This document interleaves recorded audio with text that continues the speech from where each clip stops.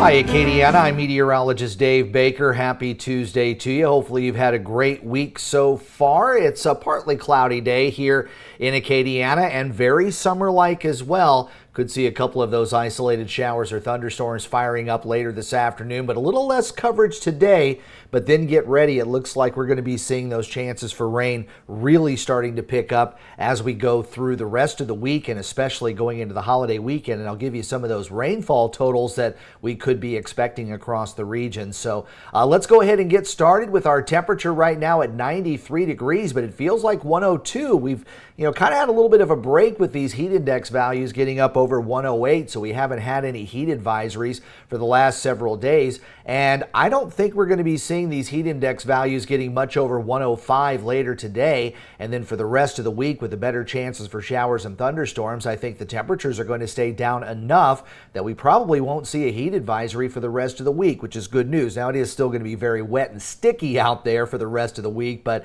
with the extra cloud cover, the temperatures will drop off a bit. But lots of sunshine out there this afternoon. We've got a few clouds that are out there. I think we'll see a few more clouds kind of popping up as we go through the day today, and might even see a couple of isolated showers or thunderstorms out there too. But the coverage is going to be only about 30% this time around. And as we take a quick look at the radar, there's a pretty good amount of action out in the offshore waters. Then we've got a couple of isolated showers that are starting to fire up along the sea breeze there in Cameron Parish. But you can see the rest of Acadiana really not seeing a whole lot of activity right now. And even as we go a little bit farther out, I'll go ahead and pull up the radar that we've got here over in Hammond. And there still are a few scattered showers and thunderstorms out in the offshore waters. But all in all, it looks like a 30%er kind of summer day here in the Acadiana region. Also wanted to bring to your attention, yesterday we did Hurricane Andrew's anniversary, and today is Hurricane Laura anniversary. Of course, this one a lot more in recent memory for most of us. This was a Category 4 hurricane, borderline Category 5. Made landfall with winds at 150 miles per hour. And believe it or not, it was the 10th strongest hurricane to ever hit the United States and tied for the strongest hurricane ever to hit Louisiana. $23 billion worth of damage. 81 people lost their lives, including 30 here in Louisiana. And of course, most of us know this iconic building, which is set to be coming down here in the next couple of weeks over there in Lake Charles. That is a shot of Cameron with the storm surge that was still left over. Cameron, of course, was reshaped by Hurricane Rita and has been reshaped once again by Hurricane Laura and to another extent Hurricane Delta.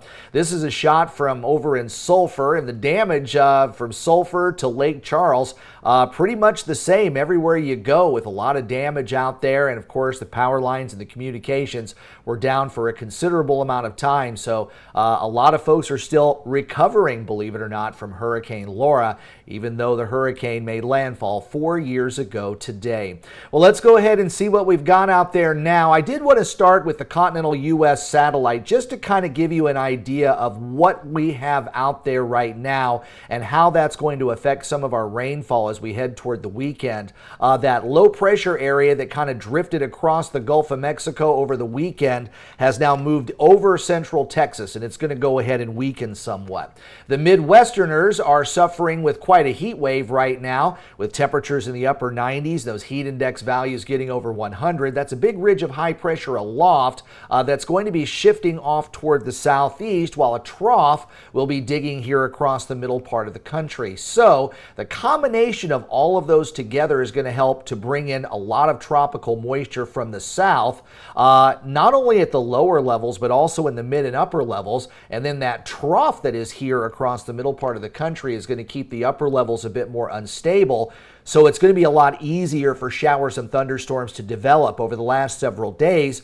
Thunderstorms, these clouds start to billow, you get the lift a bit, and then it runs into some very warm, heavier air that is aloft, so it can't lift as much. Well, with the upper levels being much weaker, I think those thunderstorms are going to be able to develop a lot easier. And areas along and south of I-10 are up for maybe a couple 3 inches of rain before the Labor Day weekend is over. But there's a lot of moisture that's already out in the Gulf of Mexico, Not anything that's turning into any kind of tropical weather, but I would bet our friends that are working out on the rigs that some of those thunderstorms that are around there, we're probably getting some pretty skies that are there in the Gulf of Mexico. Waves about 2 to 3 feet, winds generally out of the southeast of 10 to 15 knots. So near shore waters, you probably got an okay boating day. Farther offshore, though, those winds and seas are going to be a little bit higher. And remember, I talked about all that moisture that's going to be coming in. This is from my friends over at the Lake Charles National Weather Service, and I do have a link in the description below to the Lake Charles National Weather Service. And if you want to grab this graphic and check it out, it is on their main page right now. But this is the forecast rainfall through Labor Day weekend. So this is for the next 6 days. And you can see coastal sections maybe up for a 4 to 6 inch rainfall, and even up to the I-10 corridor over the course of 6 days. We could see a good 5 or 6 inches of, or about 2 or 3 inches of rain, even as far north as the 190 corridor. But again, this is not going to all come down in one day. This is going to be over 6 days. So at this time, there's no flooding expected here over South Louisiana. So even though this isn't necessarily tropical weather, it is going to be a bit of a pattern change that we haven't seen since about the middle part of July. So getting into the actual tropics, I know I've shown you the 7-day tropical weather outlook for a number of days, and this has basically been blank since Hurricane Ernesto made its exit a little over a week ago. And now we've got some tropical waves that are moving across the Atlantic Ocean, and some that might have some potential, although the models aren't super excited about some of these tropical waves that are out there. But we're going to get to the Atlantic, and I'll kind of show you what the National Hurricane Center is thinking, and also look at the computer models here in just a minute. But as far as the Central American areas, we've got a tropical wave that's still kind of working its way westward into the Pacific Ocean. So fair weather for the most part over Central America. Some widely scattered showers down along the Costa Rican coastline this time around. And over in the Caribbean, we do have a tropical wave that's kind of sliding its way off to the west right about in here. And as it does, it's going to bring some more showers and thunderstorms to Jamaica, Haiti, and the western portions of Cuba.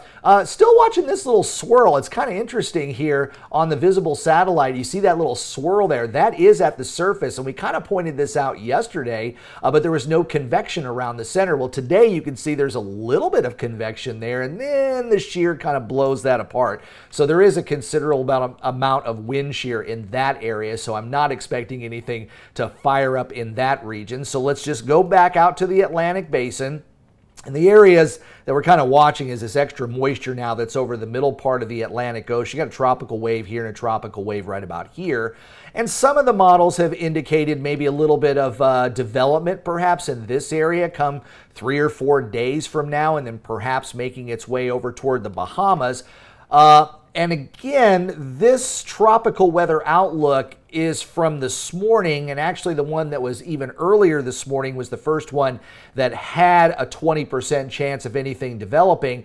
But yesterday, some of the computer models were doing more suggesting that we were going to have some kind of activity developing there in the western part of the Atlantic. Also wanted to point out that there's a pretty good wave that's about ready to come off the African continent, so things might be getting a little bit busy here in the next couple of weeks. A lot like what I showed you on some of that 2 to 3 week tropical hazard outlook. We're going to get a new update here pretty soon. I was checking that to see if it had refreshed for today, so I'll probably have that for you tomorrow. But it was indicating, at least at the end of next week going into, or end of this week going into next week, it was starting to point at the possibility of maybe some action here in parts of the western Atlantic stretching over to around the Leeward and Windward Islands. So we'll start out with the GFS. We'll take it out 10 days. It does go out 14, or rather 16 days, and the GFS still doesn't seem to be too excited about anything going on in the western part of the Atlantic. Farther into September,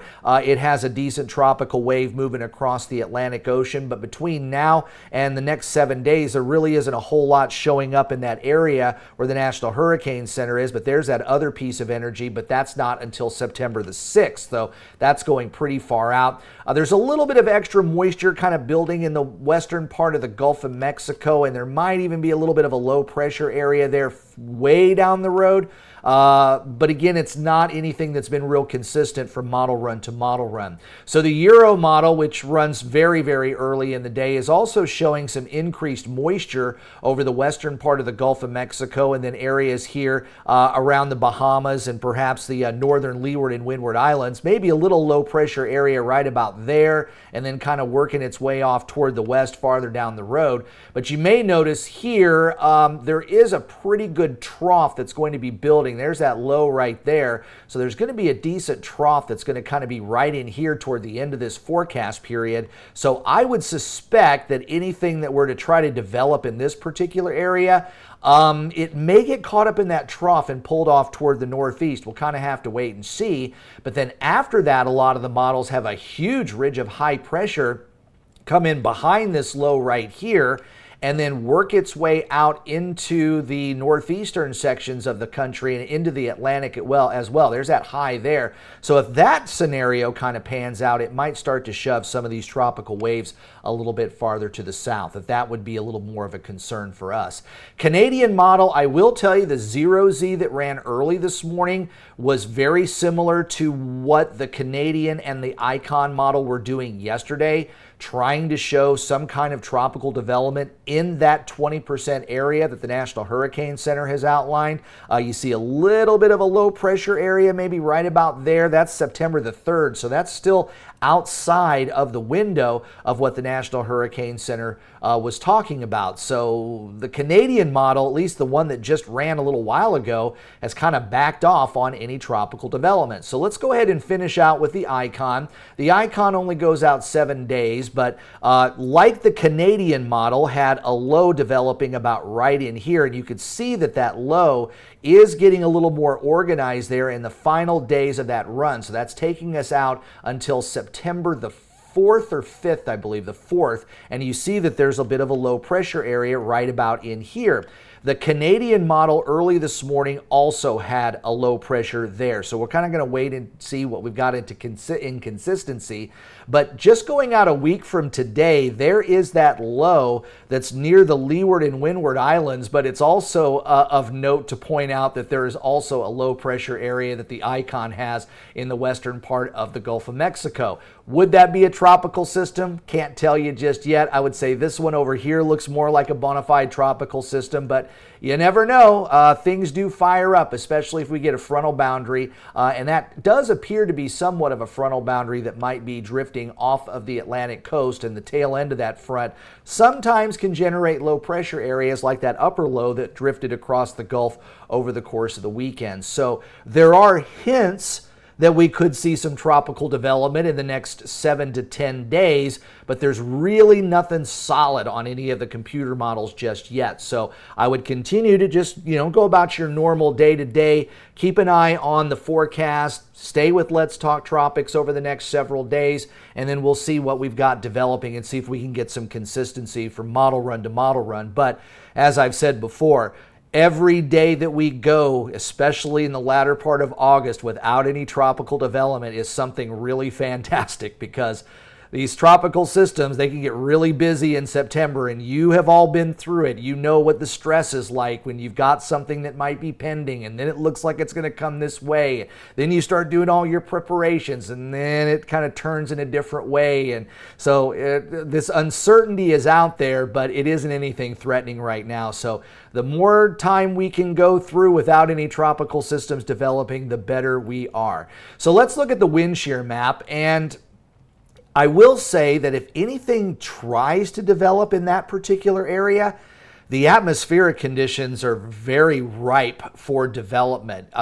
Anything back in this area here might have a little bit harder of a time, but the wind shear over the development zones of the Atlantic, the Caribbean, and parts of the Gulf of Mexico are fairly ideal right now. So if we can if a tropical wave was to move over there and start to get some convection, then I'd have a little bit more confidence that it would be able to develop into a tropical depression. The same goes with the Saharan dust. It is quickly eroding. It's still pretty prevalent across the central and eastern part of the Atlantic Ocean, but much of the Caribbean, Western Atlantic, and the Gulf of Mexico is generally free, and we're also seeing the atmosphere moisten up considerably considerably. It's been very dry out there, so even a tropical wave that wants to try to get itself organized, when it starts to lift, it gets into that drier air aloft and it just can't hold on, so it ends up being torn apart. So that's why we haven't seen a lot of action. But if we can get something to develop, the water temperatures, the wind shear is ideal, and also the tropical cyclone heat potential. For those of you who are here for the first time, the TCHP is when the 80-degree water is not just at the top, at the surface, but how deep. You know, you've been in the water before. It gets colder as it goes lower in, below the surface. But in these cases here, especially across the Caribbean, the Gulf of Mexico, and the western part of the Atlantic, that area right there, the tropical cyclone heat potential is pretty much off the charts there. So not only has it got 80-degree water plus at the surface, but it goes very, very deep as well. So the progress of a season, everybody's been talking about, oh, this has been a quiet season. The early season forecasts are already blown. But I'll tell you, back in 2020, we had 10 named storms during the month of September alone. So we could quickly ramp this up pretty quick. But as far as being behind schedule on a season, really we're not, because we were ahead of schedule when it came to hurricanes. Usually you have your fifth named storm by August the 22nd. That was earlier, last week? That was Thursday of last week. Ernesto was our fifth system, so we already had that under our belt. We are ahead of schedule on hurricanes, though, because we've already had 3 of those, and usually you don't get your third one until about the second week of September. And, of course, major hurricanes, we're way ahead of schedule on that, because Hurricane Beryl, of course, was a Category 5 back in the early part of July, and usually you don't see your first major hurricane until about September the 1st. So I know that the hurricane forecast that came out before the season started were showing this gangbusters kind of hurricane season, and we really haven't seen a whole lot of that yet, which is a good thing. But a normal season does bring about 14 named storms. The forecasts were calling for 23-ish, somewhere in that range.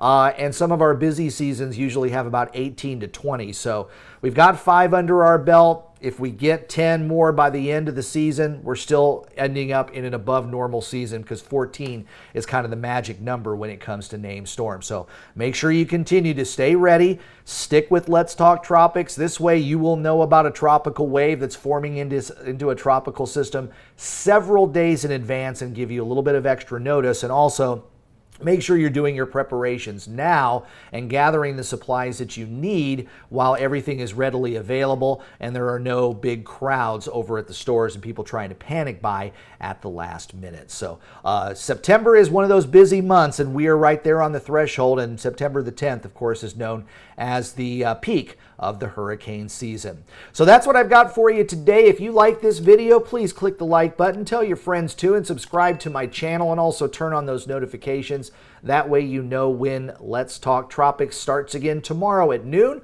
Or if you haven't seen Acadiana Weather Today, a short morning chat on the upcoming weather conditions and how they're going to affect your day, that usually drops right here on YouTube at about 7:30 each weekday morning. I'm Meteorologist Dave Baker. Have a great day, and I will see you on Wednesday.